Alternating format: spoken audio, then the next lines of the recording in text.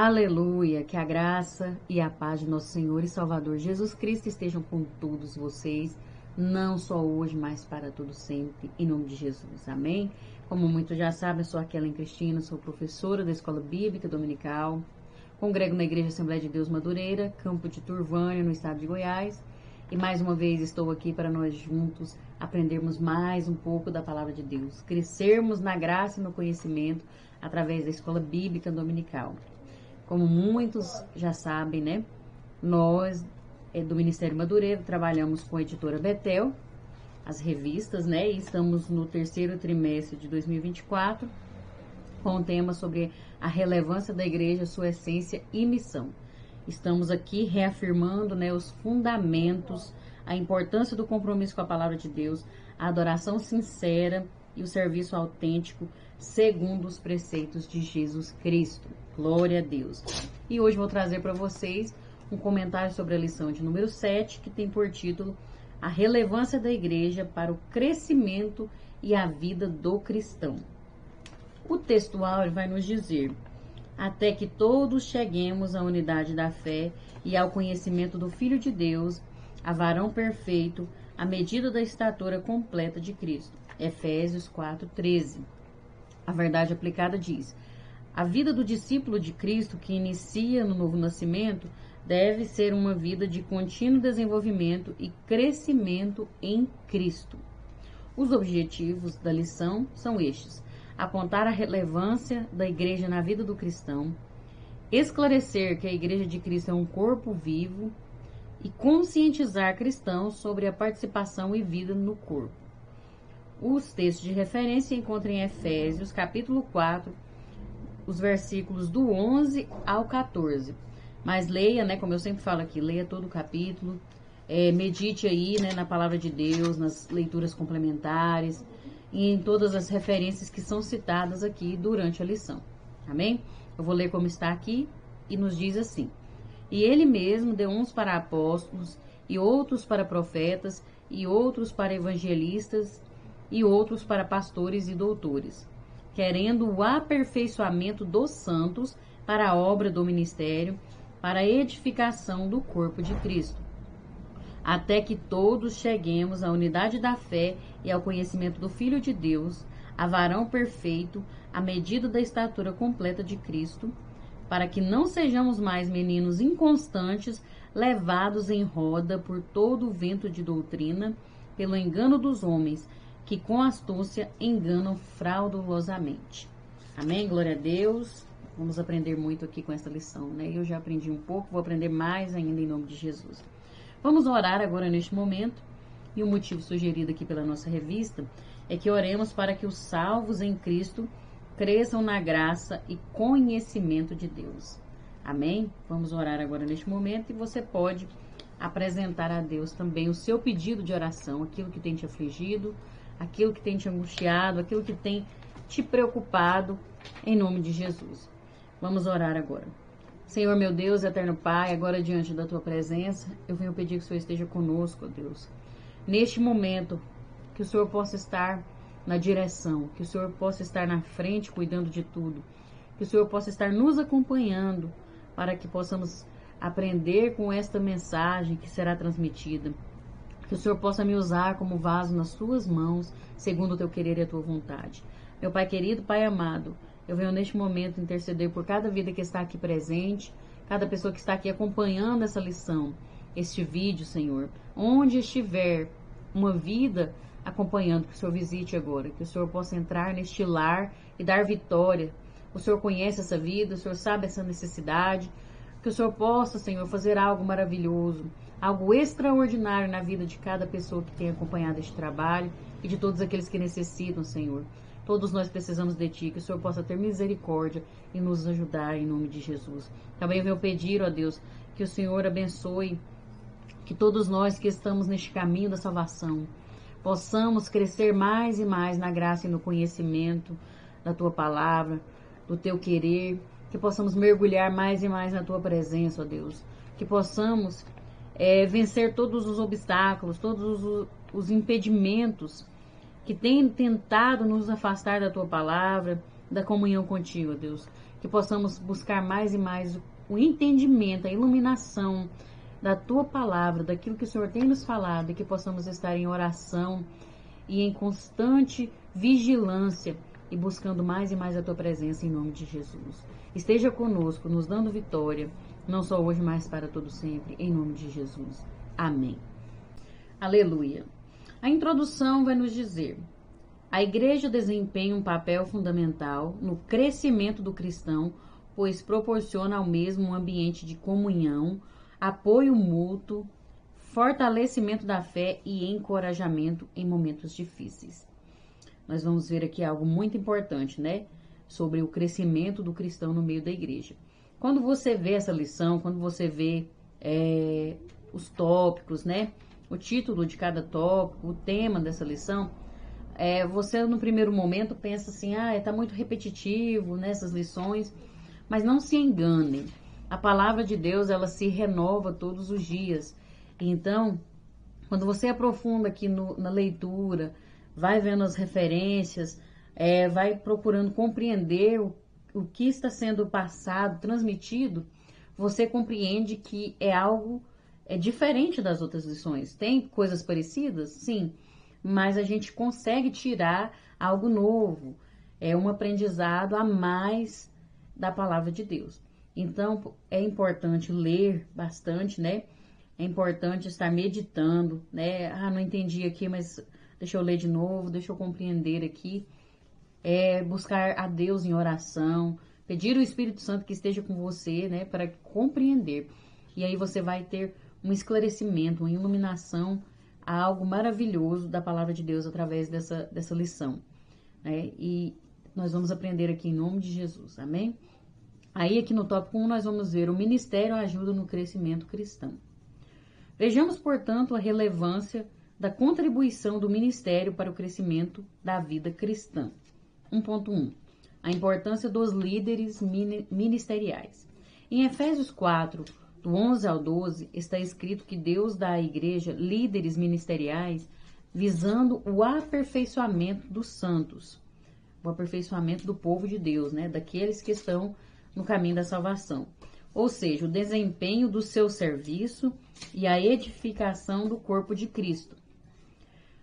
Vemos assim que a diversidade de ministério é essencial para o crescimento da vida cristã, como, por exemplo, o pastor acolhe e alimenta, o evangelista estimula a evangelização e o crescimento da igreja. O evangelista ele estimula a evangelização e o crescimento da igreja, desculpem. O mestre promove o crescimento por meio do ensino da palavra e o profeta encoraja e produz avivamentos. Todos esses são ministérios essenciais para a vida cristã. A palavra de Deus ela vai dizer que uns são apóstolos, outros são pastores, outros doutores, e no versículo aqui citado. E então a gente vê que Deus ele chama as pessoas para exercerem ministérios que são importantes para o crescimento da obra de Deus, para o crescimento da igreja, né? E não estamos falando aqui da igreja física, não estamos falando de um templo, de uma construção. Estamos falando da igreja, o corpo de Cristo, né? Pessoas, a família de Deus. Então, é esse crescimento que nós temos que ter em mente. Esse desenvolvimento. E que crescimento é esse? É uma grande quantidade de pessoas dentro de uma igreja, dentro de um templo. Não. Esse crescimento é um crescimento espiritual. É um crescimento eclesiástico, no sentido de que as pessoas ali, servos de Deus, vão desenvolver mais e mais a sua comunhão com Deus, vão aprender mais e mais através da palavra, vão se achegando cada vez mais na presença de Deus, se tornando cada vez mais a imagem e a semelhança de Cristo. Então esse é o crescimento espiritual que nós precisamos. Tanto que a gente vê aqui na lição, né, no início, uma plantinha, né, a imagem de uma planta aqui em crescimento. Porque nós precisamos estar em constante crescimento, estamos em constante crescimento. Então, esses líderes ministeriais, essas pessoas que recebem, são chamadas para isso, são importantes para o nosso crescimento como igreja. Então, é necessário, né? E a gente viu aqui, né, Um acolhe e alimenta, outro evangeliza e estimula essa evangelização e o crescimento da igreja, outro promove o crescimento por meio do ensino, o outro encoraja, produz avivamento. Então, assim, cada um é importante, ninguém é melhor do que ninguém, ninguém é maior do que ninguém, né? Todos têm uma importância significativa para o reino de Deus, né? E para a nossa vida. Nós precisamos lembrar disso e valorizar isso e glorificarmos a Deus. E é preciso refletir. Jesus dá dons e ministérios à igreja visando o quê? Sempre lembrar para que serve? Para o crescimento da igreja, né? Aqui vai falar, ó, para aperfeiçoamento dos santos. Esse aperfeiçoamento é para que nós nos tornamos cada vez mais a imagem e a semelhança de Deus. É para que nossa vida esteja refletindo o caráter de Cristo cada vez mais, né? Porque o nosso objetivo é esse, cada dia estarmos mais e mais parecidos com o caráter de Cristo, né? E isso é muito importante, nós precisamos estar com isso em mente. Para que serve, né? Porque quem foi chamado para um ministério tem que ter isso em mente, e a igreja toda também precisa estar. Porque se eu estiver com isso na minha mente, tendo essa convicção, para que serve esse ministério, esses dons, então eu vou andar conforme a palavra de Deus, né? Eu vou receber, eu vou honrar, eu vou valorizar. E quem também é chamado para esses ministérios, tendo isso em mente, não, eu sou chamado como evangelista para isso e isso, né? O objetivo é esse. Então ele vai cumprir o seu papel. Então ele precisa ter consciência, ele precisa entender para que Deus colocou isso na mão dele e cumprir o seu papel verdadeiramente como evangelista ou como o que for que ele foi chamado, né?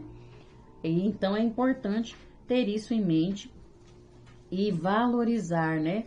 Se submeter ao chamado de Deus e aquilo que a palavra de Deus nos ensina. 1.2. O ensino promovia crescimento à igreja primitiva. Uma das verdades que caracterizam essa igreja é porque era uma igreja que aprendia, ou seja, crescia pela doutrina ou ensinamento dos apóstolos. Uma igreja que estava atenta ao ensinamento. E não só atenta, mas eles procuravam viver essa mensagem, esse ensino que eles aprendiam. A fidelidade ao ensino dos apóstolos era a primeira marca da igreja que crescia. Era muito visível a fidelidade das pessoas, dos servos de Deus, ao ensino, porque os apóstolos também eram fiéis a Cristo.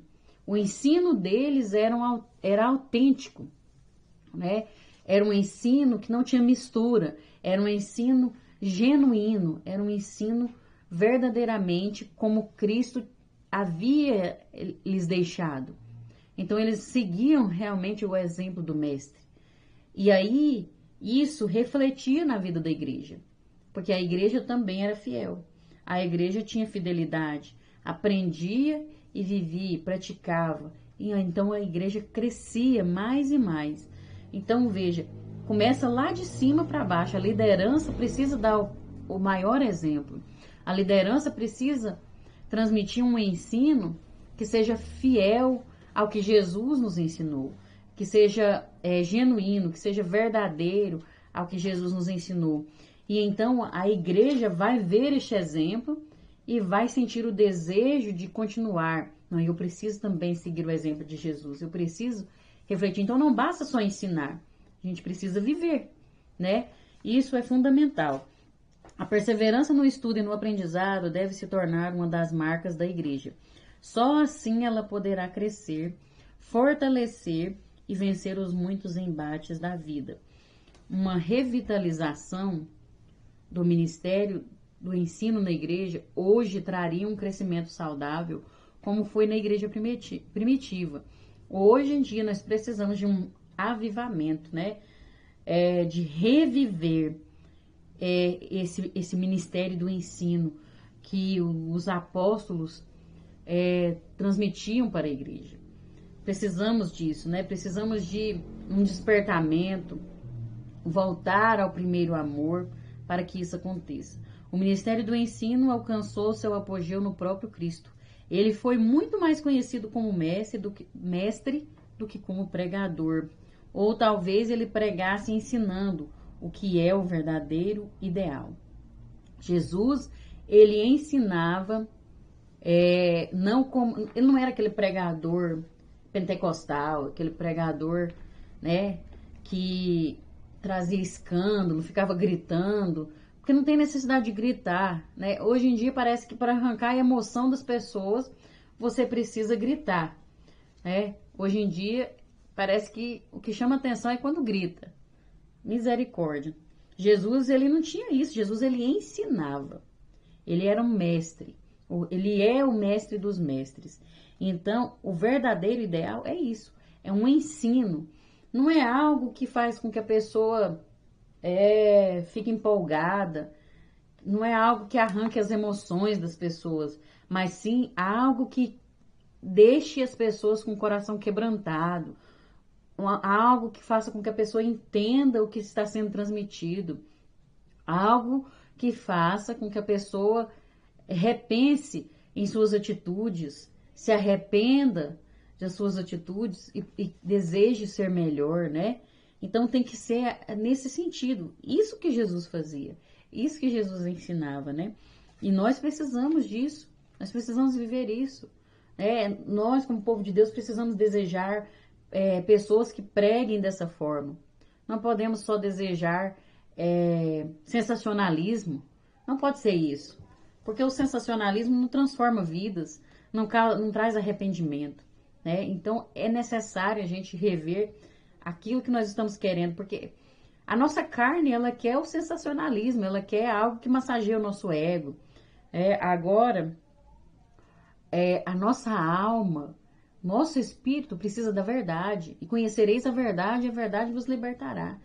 Seja ela da forma que for, às vezes vai doer, sim, vai confrontar, mas é isso que a palavra de Deus faz. Nos confronta para que sejamos melhor, para que sejamos a imagem e semelhança de Deus. Então nós precisamos viver isso aqui, né? Porque a igreja primitiva é um exemplo para nós. E nós precisamos seguir esse exemplo, né? Ali, né, os ensinamentos eram tradição de autoridade. E mais tarde, esses ensinamentos foram incluídos no nosso Novo Testamento. Veja que tremendo, veja que maravilhoso.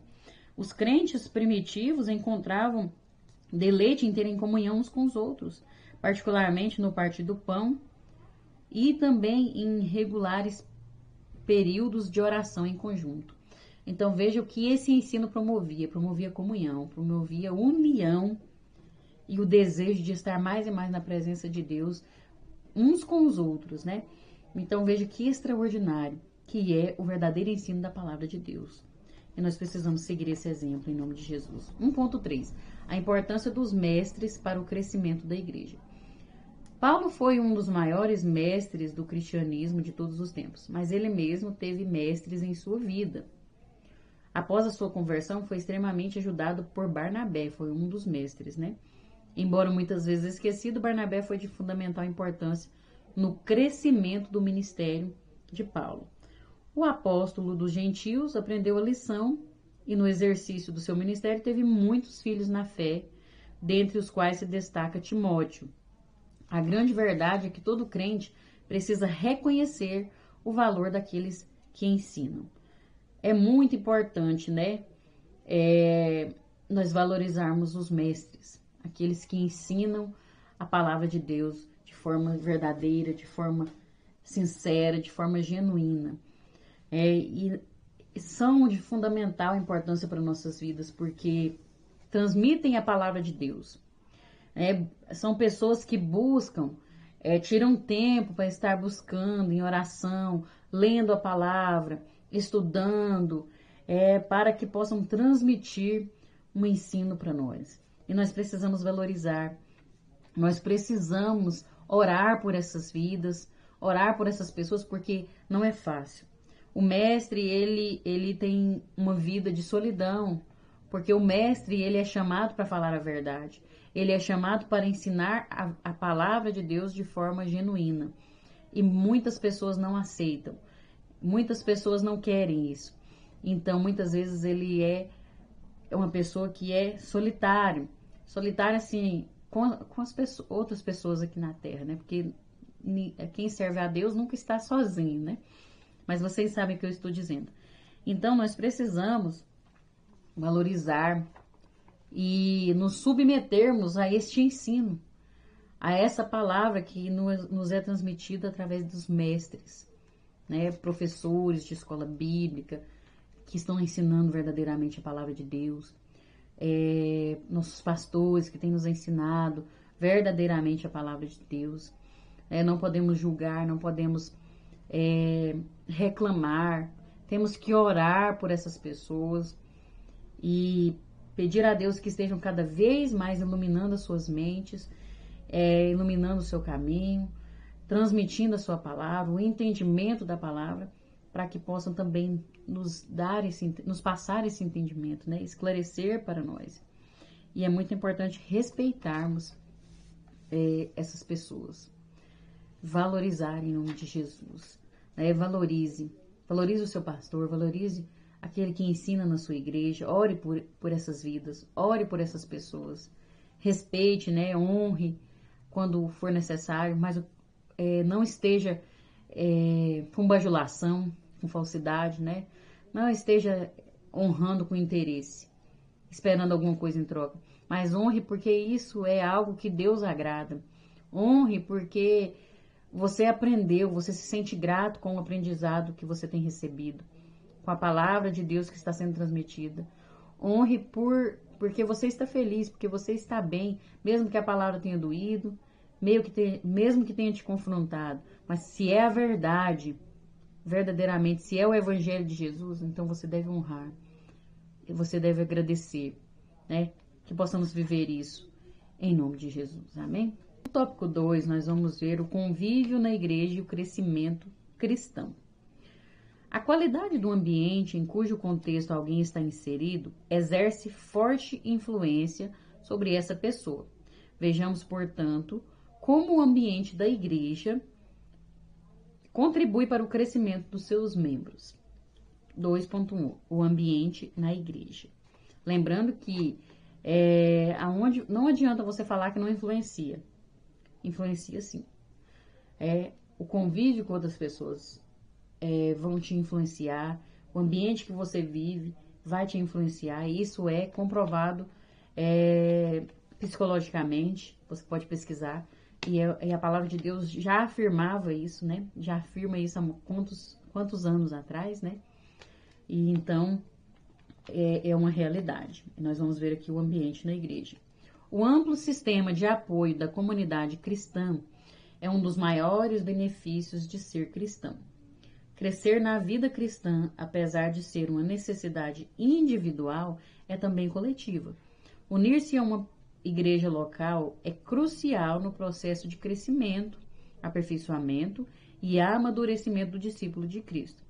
É a convivência na comunidade de fé que oportuniza a prática da mutualidade, ou seja, que prática é essa? A solidariedade, amar ao próximo, né? O cuidado com o próximo, que é caracterizada pela expressão frequente nas páginas do Novo Testamento uns aos outros, na edificação, admoestação, suportando, exortando, ajudando, estimulando, para que não sejamos mais meninos inconstantes. O texto de Romanos 15, do 1 ao 2, nos recomenda compreender os fracos. Então, o ambiente da igreja, ele deve ser um ambiente de crescimento espiritual, não um ambiente de competitividade, não um ambiente de discórdia, mas ele deve ser um ambiente de crescimento, de solidariedade, de amor ao próximo. É claro que existem as situações difíceis, porque nós vamos ver aqui nesse mesmo tópico sobre as imperfeições, né? Mas nós vemos aqui que é necessário haver uma boa convivência. Jesus, ele nos ensina que nós devemos suportar uns aos outros.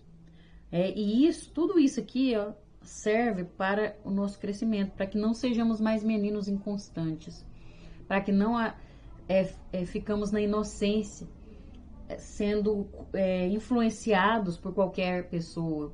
Quando fala meninos inconstantes, é aquele que é levado, né? Aquele que, do jeito que você conduz ele, ele vai, né? E nós não podemos ser assim, nós temos que ter firmeza, nós temos que estar alicerçados em Jesus, na palavra da verdade.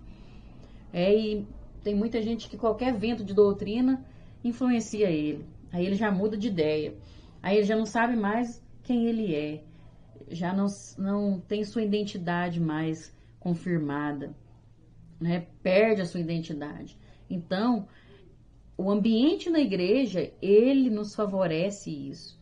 Esse crescimento, essa convicção de quem nós somos, essa firmeza.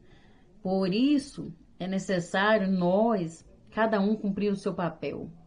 Cada um lutar para suportar uns aos outros em amor, para respeitar o seu próximo, para perdoar o seu próximo, para orar uns pelos outros, né?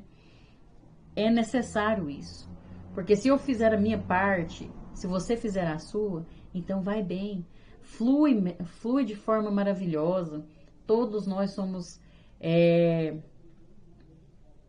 abençoados por Deus, somos fortalecidos e então há um crescimento verdadeiro. Então há uma edificação e então nós desenvolvemos e não ficamos mais naquela inocência, levados de qualquer maneira, não somos mais influenciados por qualquer coisa, porque vamos ter firmeza, porque nós estamos aprendendo com a palavra de Deus de forma verdadeira e estamos convivendo uns com os outros em amor, suportando, né? Então é necessário isso acontecer nas nossas vidas e nós precisamos compreender os mais fracos, ter compreensão uns com os outros, né?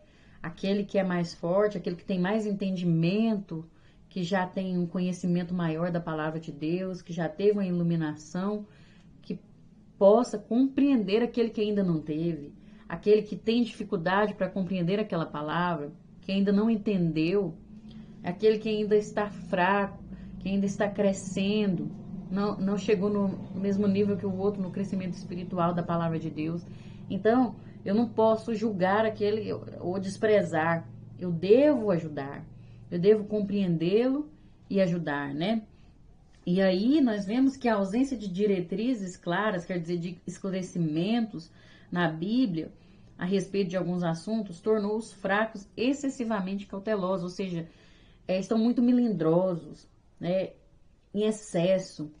Então, ao mesmo tempo que existe um certo preconceito, um certo julgamento das pessoas que estão ainda em aprendizado, existe também um exagero nessas pessoas que são os mais fracos, onde não se pode falar nada, não se pode chamar atenção, não se pode tentar mostrar a verdade. Você fala a verdade, você se torna inimigo daquela pessoa, mesmo quando você fala em amor, porque a gente tem que ter cuidado ao falar, tem que ter sabedoria, tem que ter discernimento, tem que ir com amor verdadeiro, né? Não querendo ser melhor que aquela pessoa, mas existem aqueles que mesmo que você fala com amor, mesmo que você fala com todo jeito ali, né?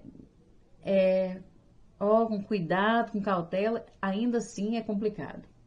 Então, não é fácil. E nós não devemos agradar nós mesmos à custa dos outros. Não devemos, né? Pelo contrário, nós devemos ajudar o nosso próximo fazendo que aquele que esteja cansado se fortaleça espiritualmente. Então, eu não posso pensar só em mim mesma, mas também não posso querer, tipo assim, ficar com dó daquela pessoa. Nossa, mas eu não vou falar, aquela pessoa, né, vai achar ruim. Então, você tem que estar em equilíbrio, estar na direção de Deus, fazer a segunda vontade de Deus verdadeiramente, pensando no melhor para aquela pessoa, pensando no crescimento daquela pessoa verdadeiramente e pedir sempre a direção de Deus para que isso aconteça, para que flua de forma que vai edificar e o reino de Deus vai crescer. Amém? 2.2. O ambiente na igreja não é perfeito. Isso é uma realidade. Tem muita gente esquecendo disso, né? E nós precisamos ver isso aqui, ó. Os conflitos e desafios vividos dentro da igreja, quando enfrentados com amor, são elementos poderosos para o crescimento cristão. Há muita gente focando somente os defeitos na igreja e vivem em busca de uma igreja perfeita. Isso é uma triste ilusão. Não há perfeição onde se encontram seres imperfeitos. E a igreja é composta por pessoas imperfeitas. A Bíblia diz que todos nós estamos em um processo de crescimento que não terminará aqui. Por isso, somos ensinados a suportar o irmão. Isso significa ser paciente com ele nas suas fraquezas e falhas, ajudar a carregar o fardo um do outro e a perdoar aqueles que nos ofendem. Todas essas atitudes e muito mais nos conduzem ao crescimento cristão. A igreja, ela é composta por pessoas falhas, por seres humanos que têm muitas falhas. Então, a primeira coisa que você deve fazer, olhar para você mesmo. Olhar para si. Como eu estou? Será eu sou perfeito? Não, nós não somos perfeitos. Então, como que eu posso cobrar da pessoa aquilo que nem eu sou? Às vezes tem pessoas que se vestem de uma capa de perfeição, de uma aparência, e eles acreditam naquela mentira de que eles são perfeitos, de que eles já são muito crentes, de que eles já, tipo assim, já alcançou o máximo da santidade, né? De viver uma vida afastada do mundo, tudo e tal, e não faz nada de errado. Tem gente que está nessa situação, infelizmente. E aí, eles só olham para as outras pessoas com desprezo, porque julgando aquelas pessoas, né? Não, porque aquele lá faz isso e isso de errado. Eu não consigo ir na igreja porque lá eu vejo isso e isso de errado. Eu não consigo, eu não vou mais na igreja, eu não vou mais ser crente, não sei o que, não sei o que. Pelo amor de Deus, né? Primeiro você deve olhar para si. Olha para Jesus e olha para você mesmo, de verdade. Você está seguindo mesmo o exemplo de Jesus? 100%? Ou pelo menos 50%? Gente, nós temos que olhar para nós somos tão falhos, tão pecadores, tão miseráveis. E aí a gente fica querendo, né, olhar para o defeito do outro. É claro que nós vamos ter frustrações na igreja, sim, porque as pessoas vão nos machucar, as pessoas vão nos trair a nossa confiança. Isso acontece, é uma realidade. Mas o que nós aprendemos aqui é que nós temos que perdoar. E perdoar não quer dizer que você vai ficar lá em volta daquela pessoa, abraçando e beijando aquela pessoa, bajulando aquela pessoa ali. Não precisa disso. Perdoar é você olhar para aquela pessoa e aquilo que ela fez para você não doer mais. Você lembra, mas não dói, não machuca mais. E você quer o melhor para aquela pessoa.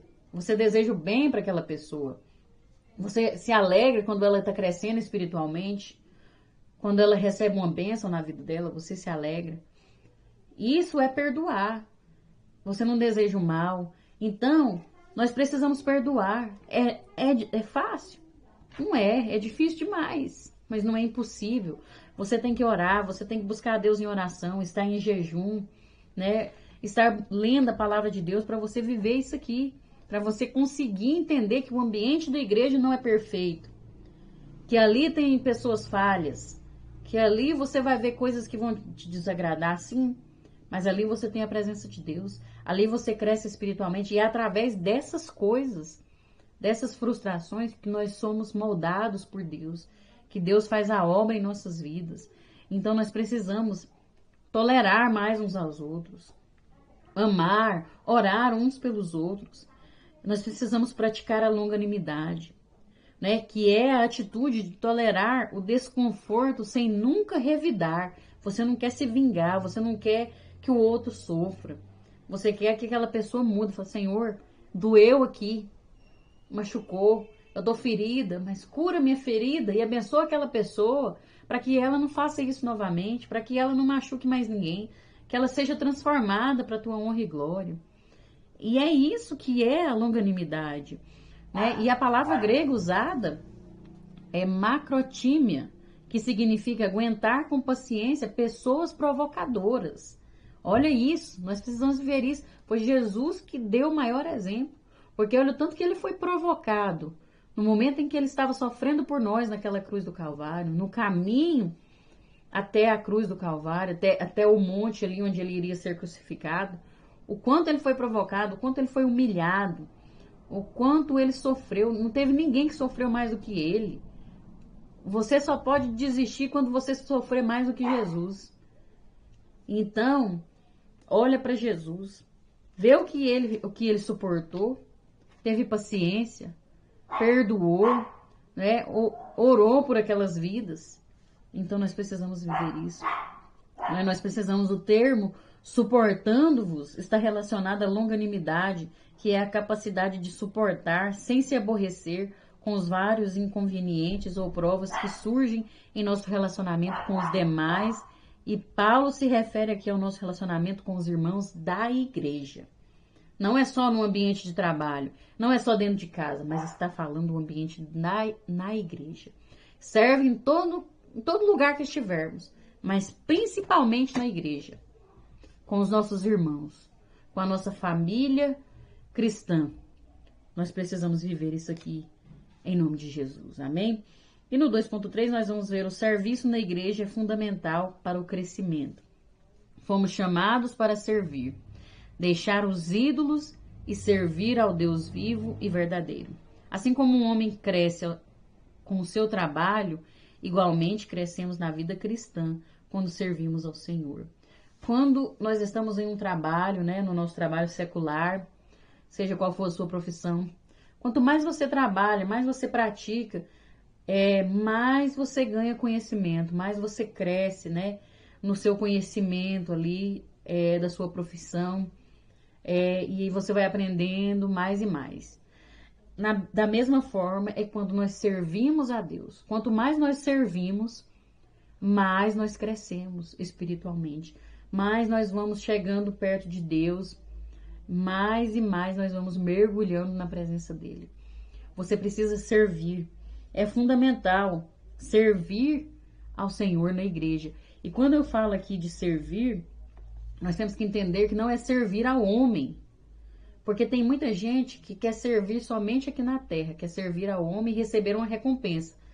Quer que o nome seja falado lá no final do ano, que fez isso e aquilo, e tal, e tal. Então não está servindo a Deus, né? Está servindo o ser humano e ainda esperando algo em troca. Quando se fala de servir na igreja, está falando de servir para Deus.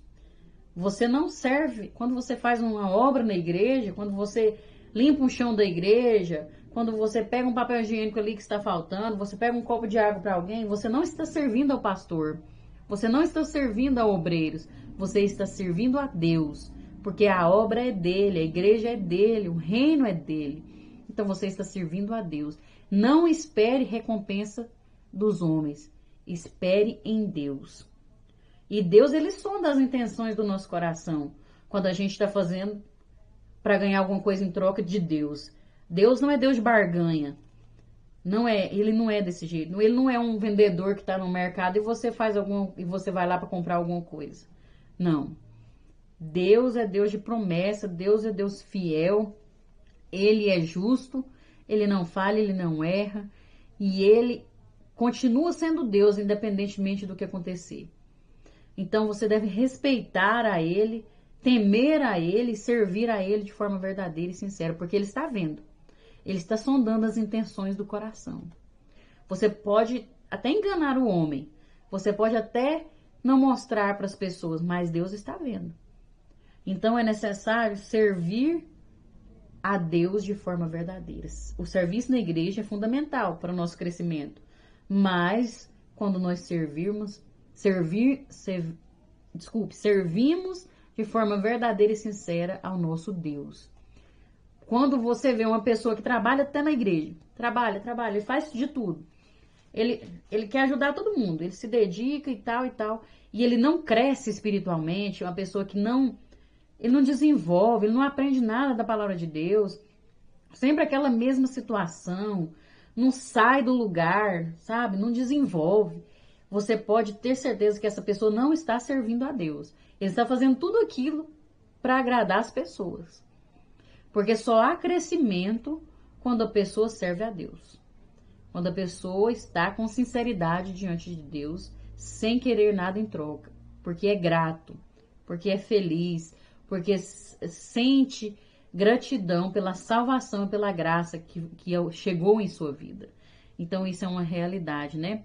Nós precisamos viver isso, em nome de Jesus. Amém?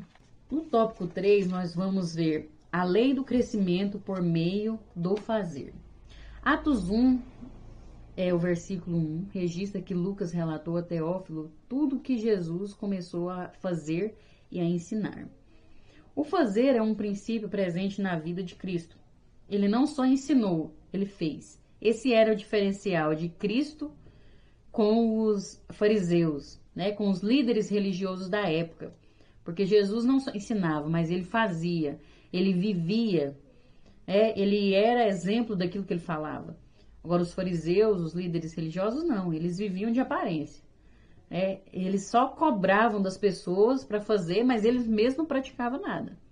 Então, isso era um grande diferencial e nós precisamos seguir o exemplo de Cristo, né? O fazer gera experiência e crescimento. Tudo aquilo que não é exercitado tende a atrofiar, mirrar e secar. Assim também é na vida cristã. Os dons e capacidades que Deus nos deu precisam ser desenvolvidos. Dessa forma, vemos que não há automatismo, não é no automático. Eu aceitei Jesus, já vai acontecer, eu não preciso fazer nada. Não, você precisa exercitar, você precisa praticar, viver essa palavra, né? Por isso, Paulo ordenou a Timóteo para despertar, avivar o dom que havia recebido. 3.1. Como desenvolver os talentos recebidos de Deus. Só se aprende fazendo. Ninguém aprende a dirigir sem pegar no volante. Nem aprende a nadar sem entrar na água. De igual modo, a nossa fé, a nossa vida espiritual, só se desenvolve à medida que é colocada em ação. Quando você negocia seus talentos, eles aumentam e também a sua capacidade de administrar. Aí aqui vai citar o exemplo daqueles servos, né, que receberam um valor ali para trabalhar e fazer alguma coisa, né, para o seu senhor. E aí um deles escondeu o dinheiro ali, né, guardou. Os outros dois fizeram trabalhar e arrecadaram aquele mesmo valor, né, o dobro ali do que eles tinham ganhado. Então aqui tem um exemplo, né, que tem que fazer alguma coisa, você precisa trabalhar, você precisa exercitar o talento que Deus te deu. Se você não está ganhando oportunidade na igreja, tem muitos lugares que você pode fazer isso.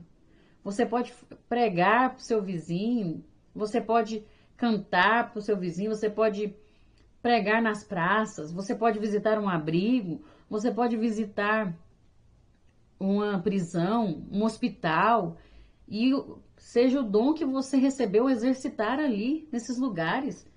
A obra de Deus não é feita só na igreja. E na igreja, você pode falar com seu irmão, falar, olha, Deus está me tocando para mim falar isso e isso para você. Mande um louvor no grupo, fale alguma coisa, grave um áudio, seja o que for, faça uma oração, seja o que for. Deus, ele nos chamou para fazer essa obra e exercitar aquilo que ele nos deu, aqueles talentos que ele nos deu, né? Nós vemos aqui no exemplo desses 3 servos que o primeiro dos 2 servos recebeu a mesma recompensa, embora a quantidade de dinheiro tenha sido diferente. Mas olha só, o primeiro recebeu 500, então ele entregou para o patrão 1.000, porque ele fez mais 500, né? E aí o patrão dele falou assim, então você vai receber agora o dobro, né? Então ele recebeu agora para administrar 1.000. Ele tinha recebido 500, agora ele recebeu 1.000 para administrar. O outro tinha recebido 200, e aí ele entregou para o seu patrão mais 200, né? E aí, então, o patrão deu para ele 400. Então, nós vemos aqui que a recompensa é baseada não no tamanho da responsabilidade, mas na fidelidade. Porque eles foram fiéis. Foram fiéis àquilo que foi colocado sobre as suas mãos. Então, eles receberam de acordo com a fidelidade, com o compromisso deles com esse talento, com essa obra, com o que eles produziram. E a menor tarefa na obra de Deus pode levar-nos a receber uma grande recompensa se formos fiéis ao realizá-la. Não importa se é ficar na porta, não importa se é limpar um banheiro, não importa se é só na oração, só sentar ali no banco e orar, interceder. Não importa, seja mais simples que for. Para a gente é simples, mas para Deus é algo grandioso, que vai trazer um grande benefício para nossas vidas, que vai fazer com que a gente cresça mais e mais, que se desenvolva mais e mais na presença de Deus, vai aumentar a sua intimidade com Deus, o seu relacionamento com Deus. Isso ninguém pode tirar de você, e isso é muito maravilhoso, né? E nós precisamos valorizar isso para a honra e glória do Senhor, desenvolver aquilo que Deus nos deu. Não deixe estagnado, não tenha medo, tenha coragem, tenha ousadia no Senhor. Aquilo que Ele tem colocado no seu coração, faça a obra de Deus. Não espere pelos outros, cada um tem o seu chamado. Então faça, desenvolva esse talento, essa obra que Deus colocou em suas mãos. Confie no Senhor e o mais Ele fará. Amém? 3.2. A lei do crescimento está presente na vida cristã. O crescimento espiritual não é uma opção que devemos escolher, mas um imperativo que temos que obedecer. É uma ordem de Deus, crescer no conhecimento, né? E na graça. É crescimento espiritual. E em 2 Pedro 3,18, somos ordenados a crescer em graça e conhecimento de nosso Senhor Jesus Cristo. O cristão só tem uma opção: crescer e crescer. São essas as opções, né? É uma única, na verdade. A vida cristã já foi comparada a andar de bicicleta. A pessoa precisa pedalar, pois se parar, não conseguirá se manter. Se você parar, a bicicleta cai, né? Então tem que continuar. Não para, não desiste, não. Siga em frente. É o objetivo do cristão, em frente, né? O nosso alvo é Cristo e nós devemos seguir este alvo, né? É digno de nota ênfase que o apóstolo Pedro dá ao crescimento espiritual dos que estão em Cristo. Ele vai citar aqui, né, os versículos, né? Que devemos crescer, devemos desenvolver. A vida do discípulo de Cristo é uma vida de desenvolvimento. Não podemos nos acomodar, pois ainda não alcançamos a plenitude. Enquanto não estivermos na eternidade junto com Deus, nós não devemos desistir, não devemos parar de buscar a presença de Deus, não devemos parar de orar, nem de jejuar, nem de ler a palavra. Não devemos parar este crescimento espiritual. Porque só vamos alcançar a plenitude no dia do arrebatamento. Aí sim que nosso corpo alcançará a plenitude. E lá no céu ainda temos muito a aprender, porque nosso Deus, Ele é infinito. Então pensa, nós vamos ter uma eternidade para aprender mais e mais do nosso Deus. Ainda não vai ser possível, porque nosso Deus, Ele é infinito. O conhecimento dele é ilimitado. Então nós temos muito ainda que crescermos, né? E nós precisamos continuar neste caminho, neste crescimento para a honra e glória do Senhor. E esse crescimento é o que se espera daquele que nasceu de novo, né? Daquele que aceitou Jesus e quer viver uma vida seguindo os seus passos. Essa é a pessoa que nasceu de novo, tem uma nova vida em Cristo, né? Trata-se assim de um processo contínuo e imprescindível para não sermos inoperantes e improdutivos, para que produzamos frutos verdadeiros, frutos dignos de glorificação.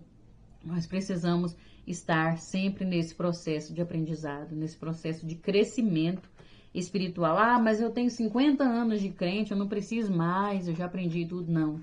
Aí que se engana. Nós estamos todo dia aprendendo e ainda não sabemos tudo. Nós partimos dessa terra sem saber tudo. Então, todo dia nós precisamos estar aprendendo com a palavra de Deus. Não podemos parar. Ah, eu já li a Bíblia não sei quantas vezes. Então, agora eu não preciso mais. Precisa. Todo dia a gente precisa meditar. Tira um versículo e medite nele. Medite ali e o que você vai aprender com aquele versículo? Aprenda algo. Receba a iluminação de Cristo, do Espírito Santo. Aí daqui alguns meses, talvez, você volta naquele versículo e Deus te dá uma outra iluminação. Deus te dá um outro aprendizado, porque a palavra de Deus, ela se renova. O nosso Deus, ele é infinito. Então, nós temos muito o que aprender ainda, né? E há a tendência em muitos de justificar o não crescimento espiritual usando as circunstâncias contrárias como causa.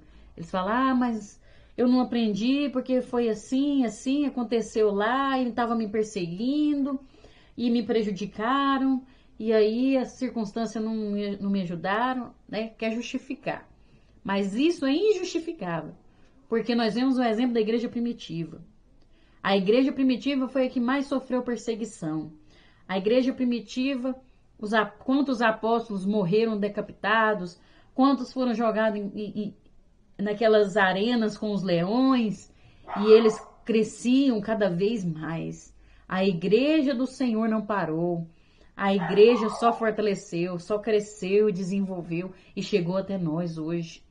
Então não existe justificativa, não existe esse negócio de circunstância, não. Né? Deus, ele sabe muito bem. Né? E você também sabe. Não adianta arrumar desculpa, não. Perante Deus não tem desculpa. E nós vemos aqui também o contexto histórico dos primeiros destinatários das epístolas do apóstolo Pedro, né? Verificamos que as circunstâncias eram bastante desafiadoras, perseguição, tribulações, sofrimento, falsos mestres, entre outros. Porém, ambas as epístolas fazem um chamado ao crescimento espiritual. Mesmo diante das dificuldades, Pedro faz um chamado para aquelas pessoas que eles cresçam, que eles se desenvolvam espiritualmente. Então não tem desculpa. É crescer, é desenvolver na presença de Deus, é buscar a Deus independentemente do que esteja acontecendo. Nós precisamos viver isso, amém? 3.3. Essa é uma lei para hoje. Paulo recomendou a Timóteo que, assim como havia ouvido dele, também transmitisse a homens fiéis, que por sua vez também transmitissem a outros e assim sucessivamente. Ou seja, esses princípios devem permanecer em pleno vigor em nossos dias até a gloriosa volta de Cristo. Então não pode parar. Nós devemos ensinar às pessoas esses princípios, tudo que nós temos aprendido nessas lições, na escola bíblica, no culto de ensino, tudo aquilo que é de edificação, tudo aquilo que é digno de louvor e adoração, nós devemos transmitir para as outras pessoas. Ensinar que o crescimento é necessário, que nós precisamos estar mais e mais desenvolvendo na presença de Deus, crescendo na graça e no conhecimento, né?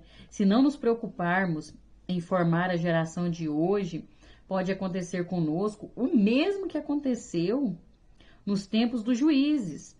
O que aconteceu? Após a morte de Josué, levantou-se uma nova geração que não conhecia o Senhor, tampouco a obra que fizera a Israel. Então levantou um povo que vivia de qualquer maneira, que vivia por conta própria, que não obedecia a Deus, que nem sequer conhecia o Senhor, conhecia o que ele já tinha feito para aquele povo. Então, olha o que é isso, misericórdia. Nós não podemos aceitar isso nas nossas gerações, de levantar pessoas que não se lembrem de Deus, que não conhecem a sua palavra, que não aceitemos isso em nome de Jesus. Isso é atual, nós precisamos pregar hoje, para a geração de hoje, para que essa geração possa pregar para as próximas gerações, e que a palavra de Deus nunca se perca, que o conhecimento de Deus sempre permaneça, que sempre as pessoas se lembrem que precisam crescer na graça e no conhecimento, em nome de Jesus. E que o Espírito Santo nos desperte e nos conduza neste processo de crescimento espiritual, para que sejamos cada vez mais firmes e estáveis, à semelhança dos grandes cedros no norte da Palestina. Para que isso aconteça, precisamos diariamente ir abandonando práticas da velha maneira de viver, a fim de que o desenvolvimento da nova maneira não seja impedido. Eu preciso deixar o velho eu preciso deixar as obras da carne morrer, ficar para trás, para que o Espírito Santo produza o seu fruto em minha vida e para que eu consiga chegar à medida da estatura completa de Cristo, ou seja, a imagem e a semelhança de Deus. Então eu preciso viver isso. Que o Espírito Santo nos ajude. Como no tempo da igreja primitiva, as circunstâncias contrárias não irão impedir o crescimento para a salvação. Em nome de Jesus, eu profetizo isso na sua vida, que as circunstâncias não irão impedir o seu crescimento espiritual. Não importa o que aconteça, você vai vencer, você vai buscar, você vai permanecer firme neste caminho, não vai desistir, vai continuar buscando mais e mais o conhecimento da palavra de Deus, né? Crescer na graça e no conhecimento, para estar mais e mais perto de Deus, mergulhado na sua presença, não somente em águas rasas, mas no mais profundo da presença dele, em nome de Jesus, amém? Glória a Deus. E a conclusão vai nos dizer, vimos nessa lição, que o crescimento e desenvolvimento do discípulo de Cristo ao longo da jornada cristã nessa terra passa necessariamente pela convivência em uma igreja local, pelos cuidados recebidos por parte daqueles que o Senhor Jesus concede à igreja para o exercício de diferentes ministérios e pelo interesse, comprometimento pessoal de cada um, né? Depende de mim também, depende de você, do seu comprometimento, do seu interesse, até que todos cheguemos à medida da estatura completa de Cristo, ou seja, a imagem e semelhança de Deus, ao caráter de Cristo. Amém? Que possamos viver isso em nome de Jesus. E eu quero agradecer aqui você que esteve aqui comigo até o final, você que está aí curtindo, compartilhando, você que tem orado por este trabalho, que Deus te recompense grandemente e que o Senhor possa te abençoar, te guardar e te conduzir em nome de Jesus. E até a próxima, se Deus assim nos permitir e se Jesus não tiver voltado. Fiquem na paz, fiquem com Deus. Amém?